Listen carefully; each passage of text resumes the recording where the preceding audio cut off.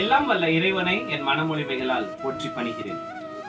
சமீபத்துல ஒரு திரைப்படம் பார்க்கக்கூடிய ஒரு வாய்ப்பு கிடைத்தது. பொதுவாக திரைப்பட கண்ணோட்டங்கள் நான் அலுவலா சொல்றதில்ல, ரொம்ப முக்கியமா இருக்கிறத மட்டும் சொல்லியிருக்கிறேன். இது ஒரு கிறிஸ்துவ திரைப்படம்.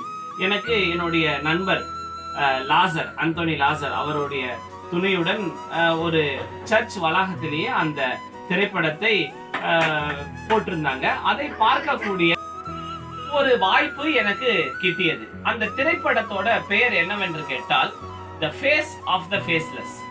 முகம் இல்லாதவர்களுக்கு ஒரு முகத்தை போன்றது. அவர்கள்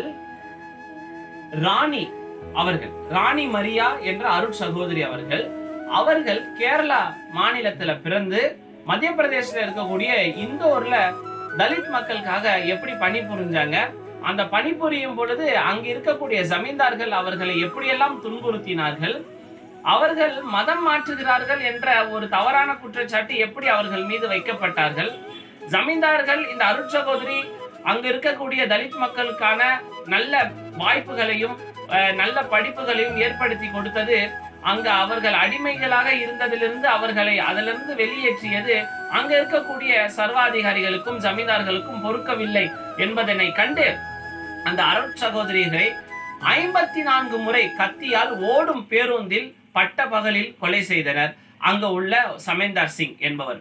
அந்த கொலை செய்தவர் சமீந்தார் சிங்கை அருட் சகோதரி ராணி மரியா அம்மையார் அவர்களுடைய தாயும் சகோதரியும் மன்னித்து எனது மகளின் ரத்தத்தை இந்த கைதானே தொட்டது என்று அந்த கையை முத்தமிட்டு அந்த கொலை செய்தவனை மன்னித்து விடுகிறார் அருட் சகோதரி ராணி மரியா அவர்களுடைய தாயார்.